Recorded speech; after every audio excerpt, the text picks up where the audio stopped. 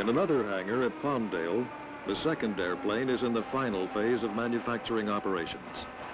Folding the tips to increase high-speed stability once was looked on as an unusual solution. Now it's proven. So through experience, an unusual design feature becomes accepted, practical. The pace of final operations was steadily moving towards completion of the airframe. Rollout was only a few days in the future as the landing gear swung back and into the wells. This operation had been flight proven, and the fitting and adjusting filled the last few hours of manufacturing. As the gear was swinging, speeches were already being written. He didn't mention, though, that it also has been the heaviest airplane in the world to ever take to the air. It has also been the heaviest airplane that has ever landed on one occasion. It is today the fastest big airplane that's flying in the world today. But in less than 2 decades, aviation has progressed forward now to the point where an airplane like the B-70 is flying now at almost Mach 3. As the sister ship to the number 1 that is flying at Edwards rolls out this morning to take its place along beside number 1, I want to congratulate all of you people, North American, the various subcontractors, those who've had a hand in making this day possible. You have every right to be proud. Rollout day was also family day, and a crowd of 6,500 turned out for the unveiling. With the ceremony over, everyone moved in for close inspection. The plane they saw was not outwardly different, but there have been many subtle changes. Starting at the nose, there is extra instrumentation for gust research.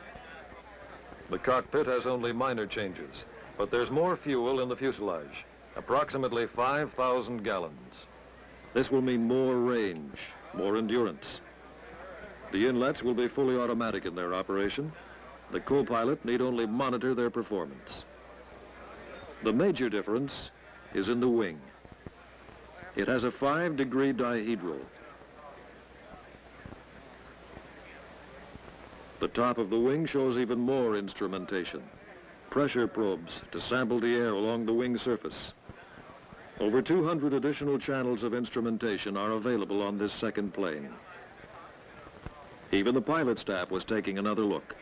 Colonel Fulton made 3 trips as co-pilot. He was aboard on the 6th, 7th, and 12th flights. Colonel Joe Cotton, the Air Force project pilot, has put in over 6 hours of flight time.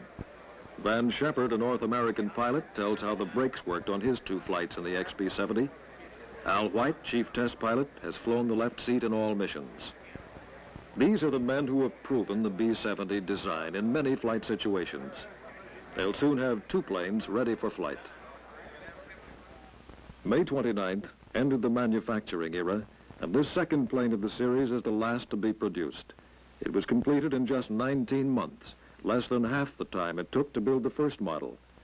The experience and know-how gained provide substantial contribution to the technology of supersonic airframe manufacture. Start engine number 2, stand by to start engine number 2.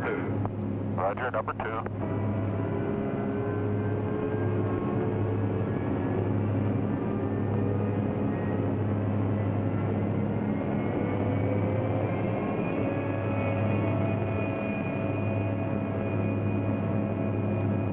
As the checkout of the XB-70 is performed, other aerial support aircraft prepare for the flight.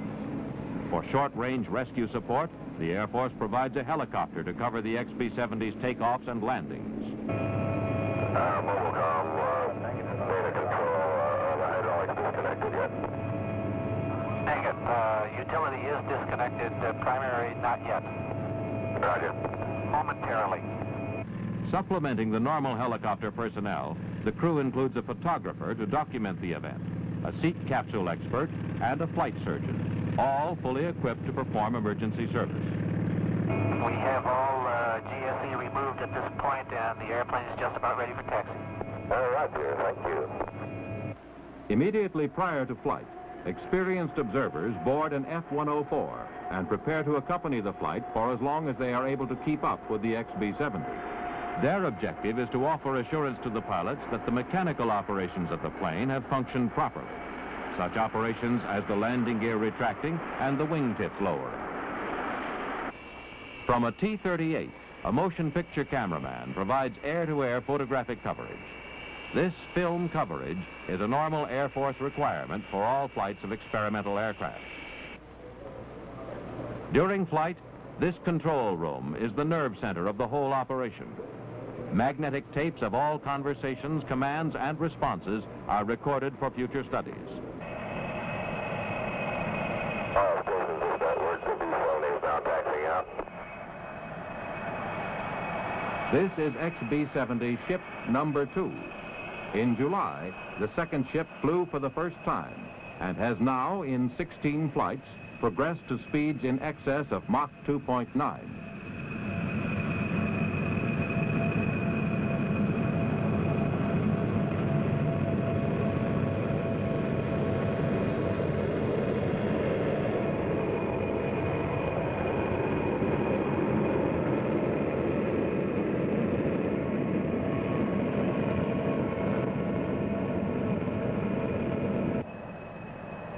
Frank, we'd like him to flutter pulse. Let us know when he's going to do it too, please. All right, is this at any time during taxi? It can be any time, just let us know. All right.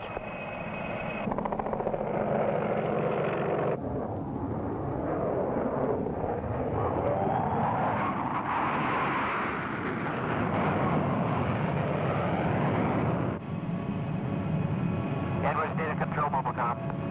Go ahead, Frank. Ready for flutter pulse now. Roger, stand by.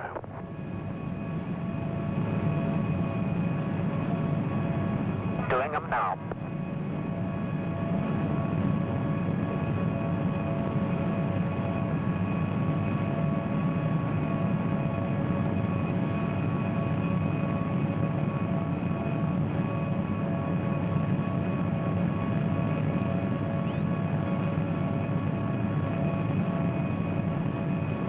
No control cycle, please.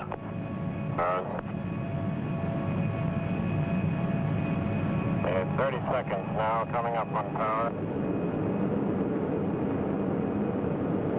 Release now.